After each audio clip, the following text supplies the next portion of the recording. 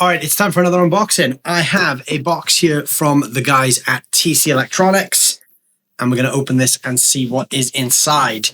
So in this box, we should have 3 of the brand new Ampworx pedals. So if you don't know what the Ampworx pedals are, they are a brand new series of pedals that the guys at TC Electronics have just released. 3 pedals, each one simulates a classic guitar amp.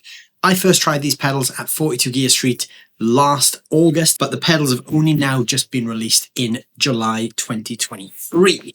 So the ones that I tried last year were prototype versions and they sounded great. So I'm looking forward to seeing what's in this box and hearing how they sound now that they've kind of gone through another 11 months of, kind of finalizing the production.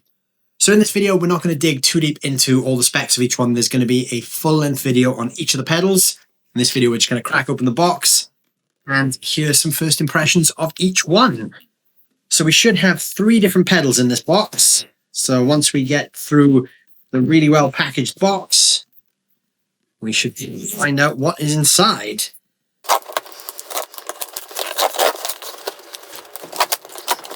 I've gone about opening this box in completely the wrong way.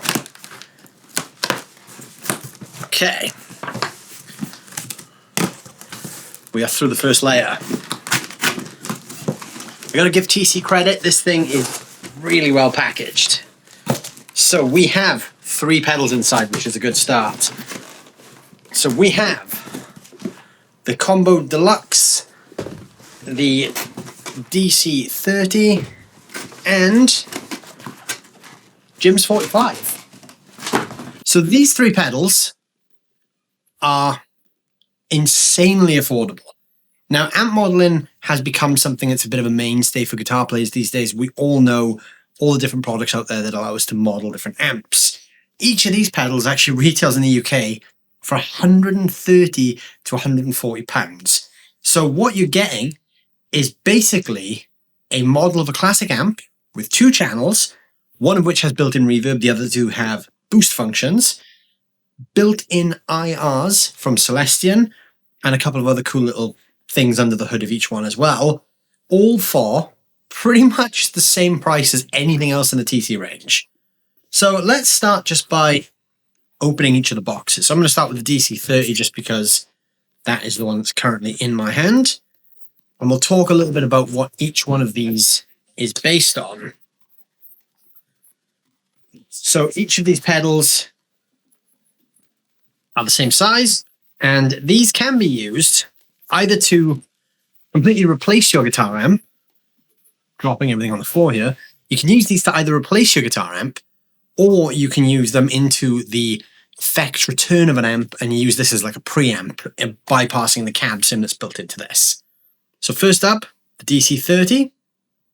Now this one happens to be modeled on a 1965 Vox AC30 Top Boost. One thing I thought that was quite interesting with these is that they're all model amps from 1965. I'm not sure what the logic was in that. I'm sure someone at TC would be able to answer that question. But yeah, each one of these is modeled on a 1965 version of the amp that they're modeled on. So the DC30 is essentially a twin channel top boost AC30. So I'm not going to go too spec heavy on each of these pedals. We're just going to talk a little bit about what each one has, and then we're going to hear some tones from each one at the end of the video with everything just set to 12 o'clock. So I'm not really even going to do any tweaking in this video. So with this one being based on an AC30, we've got the expected AC30 style control layout. We've got normal and brilliant controls here for the 2 different inputs. And in the bottom row, we have the EQ. We have bass and treble, but no middle, and a cut control. So with this, both channels are exactly the same, but what we can do is we can set them differently and go between the 2 different variations. So there's no difference between channel 1 and 2. It's basically like 2 presets of the same thing. And this one has a boost as well. On the back, we have whether the boost is pre or post pedal. So you can put it either before the gain stage of the pedal or after. Then we also have this little control here for the amount of gain that the boost has. Each of the pedals in this range has the same in and out setup as well. So we've got the in here, which is where we plug everything into. We have the out, which is not using the cab sim. So if you're going to run this into an effects return of an amp, you use the output. And if you want to access the Celestion designed IR, you use the DI output. Each of these pedals only has one IR, which has been designed with Celestion as, you know, basically the perfect one for that pedal. So we can't change the IRs or load our own ones in, but what you can do is you could use the output here, run it into an IR loader pedal or something like the Two Notes Captor X, or pair it with a real amp and run the output into the effects return of an amp, which would use the preamp of the pedal and then the power amp of whatever amp you're running it into. So that's the DC30. Next up, we have Jim's 45. So I think it's quite safe to say from the name of that, you can probably guess what this is going to be. This is based on, might surprise you to find out, a 1965 Marshall JTM45. So obviously this has the look of a Marshall. We've got that classic gold and black combination there. Exactly the same thing here. So we've got two channels, both identical. Just, you know, the only thing that changes is how we set the controls and save it as a preset. And we have the same boost control here, which we can also set pre and post, depending on what we want. This one has a presence control on the rear, though, like a real JTM45 would have a presence control. And the same thing, we've got in, out, and DI out as well. On top of the pedal, we have two different gain controls here for the two different inputs that you'd have on a JTM45. We've got the normal and the high. So if you were using a real JTM45 and you're using a jumper cable to connect the two inputs, you can simulate that with these two controls. Got the level control there, and then a 3-band EQ like you'd expect to see on a Marshall amp, bass, middle, and treble. So there's that one. And the final one is the Combo Deluxe 65, which again, no surprises what this is based on. Once again from 1965. And this one is a Fender Blackface Deluxe Reverb. This was the first one that I tried, and I really, really liked this. So again, we've got the look that we expect. We've got the Fender style knobs, and obviously the font looks like a Fender font. This one is slightly different because what we have here is two channels, but this time we have a reverb switch. So we don't have a boost in this one. This one is more of your kind of clean pedal platform, whereas the DC30 and Jim's 45 are more, you know, I guess you'd use these more for drive tones.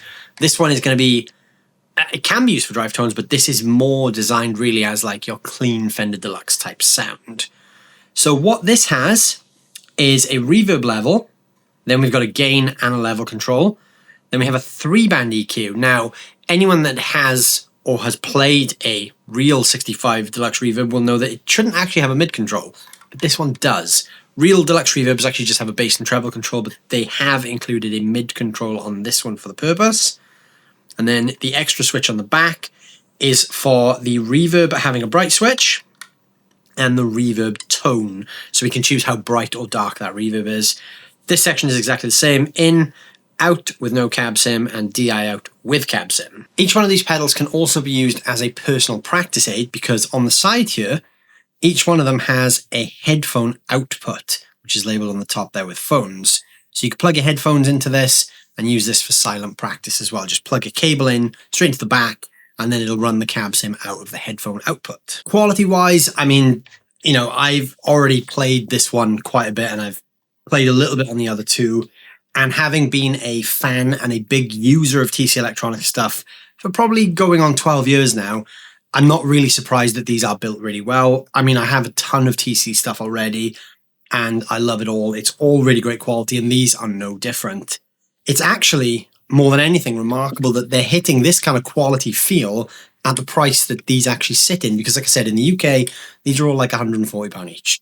So I'm just going to plug these in now and just set everything to 12 o'clock on each one and just play a bit so we can hear some brief tones. And then there's going to be a full-length video coming up on each one in the near future. All right, so just to get some first impressions on these things, I'm going to plug each one in, set everything straight up the middle to 12 o'clock, and just play a little bit, and you know, we can just hear some first impression sounds out of the box. I'm using my Chapman Guitars ML1X for this. The first one up is the Combo Deluxe 65. I'm going straight into the input and straight out of the DI output into my audio interface. So this one does have reverb, so we're going to start dry, and I will switch the reverb on and off. You'll notice there the channel LED is red. If I press the channel switch, it turns green. So that, like I said earlier, is exactly the same thing, just a second channel, so we can have two different presets of the same pedal, which is quite cool. We could either go for, you know, one really clean and one with a bit of gain, or we can have two very drastically different EQ setups, whatever we want. It's quite a cool setup to have two different presets in the same thing, and we can switch the reverb on and off as well if we want. So here's how the Combo Deluxe 65 sounds.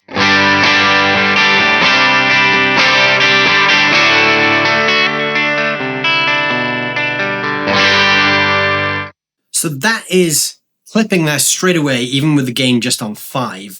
So this is going to be quite hot sounding if we're playing with humbuckers, because I'm on the bridge humbucker right now. If you're going to be running humbuckers into this, you're probably going to want to dial that gain back a little bit, but it is a great sounding overdriven deluxe amp.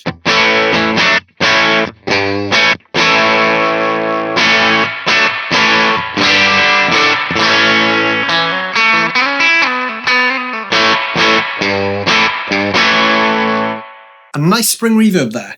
So I'm going to go to the neck pickup now.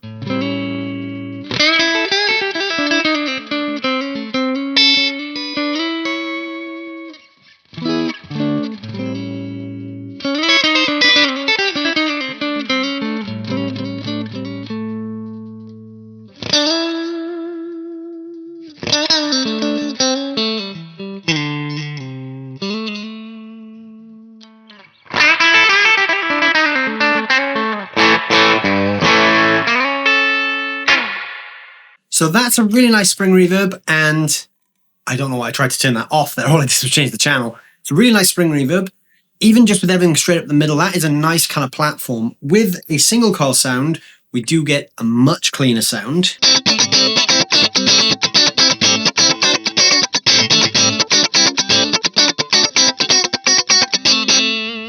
Now that to me says that this is quite a dynamic pedal, because if I then go to the bridge humbucker again,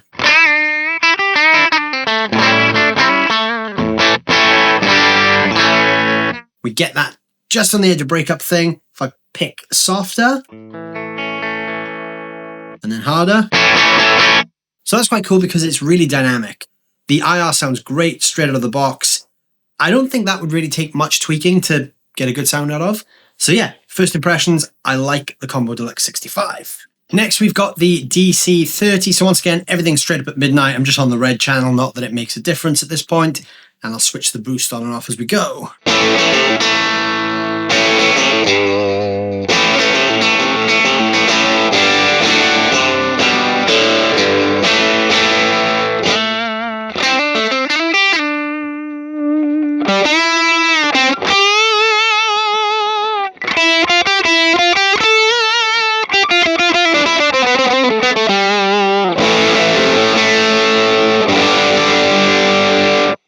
That's a really nice AC30 kind of sound. It's got that really nice, crunchy, slightly kind of honky fuzz sound.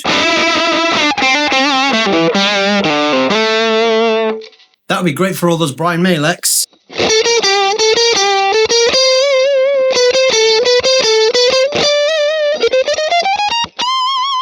That's really cool. I like that. The boost adds a nice extra kind of punch to the gain stage.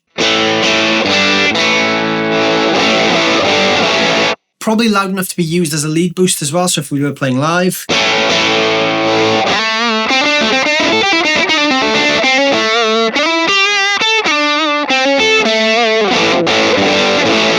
That's really nice. I like that.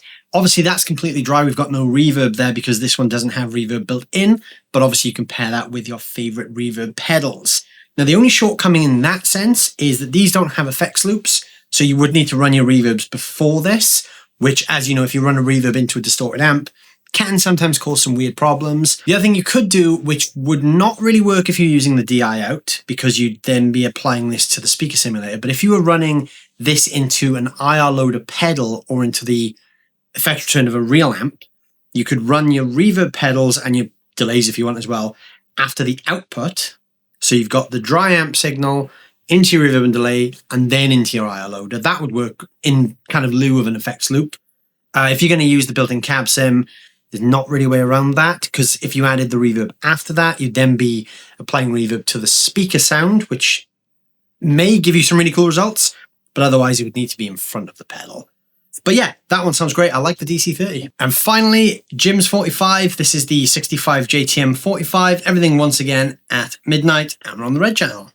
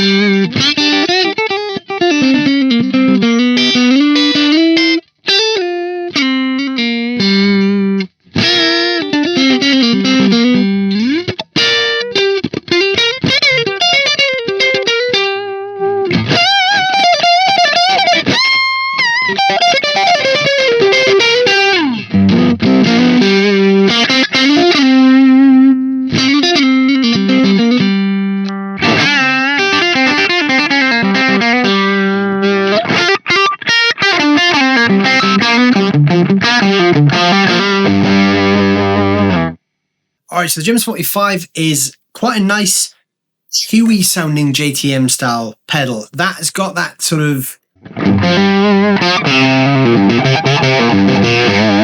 I don't really know how to describe that feel unless you've played a JTM 45, but it's kind of spongy and it's got this real kind of chewy thing going on, especially when you play single notes.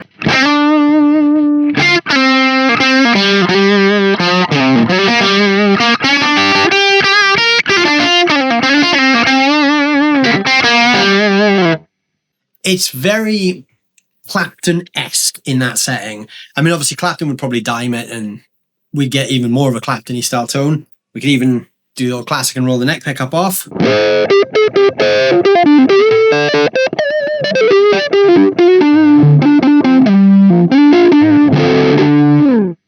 But yeah, out of the box with everything set to midnight, that sounds pretty good to me. I like a JTM 45. I like that real kind of spongy feel that they have. So yeah, that's a really fun one too. So yeah, that is all three first impressions of the new TC Electronics Ampworx pedals. Got the Combo Deluxe 65, the DC30, and Jim's 45 there, giving us Fender, Vox, and Marshall style tones for quite a good price. So let me know down below in the comments what you guys thought of the tones of each of these pedals. Obviously, we didn't really do any tweaking today. We just set everything straight up at midnight. But I think that's a pretty good first impression of each one, especially considering how affordable these things are. There's going to be full-length demos of each of these pedals coming up on the channel, so once those demos are available, they will all be linked down below in the description, and they will also appear in the top corner of this video as well.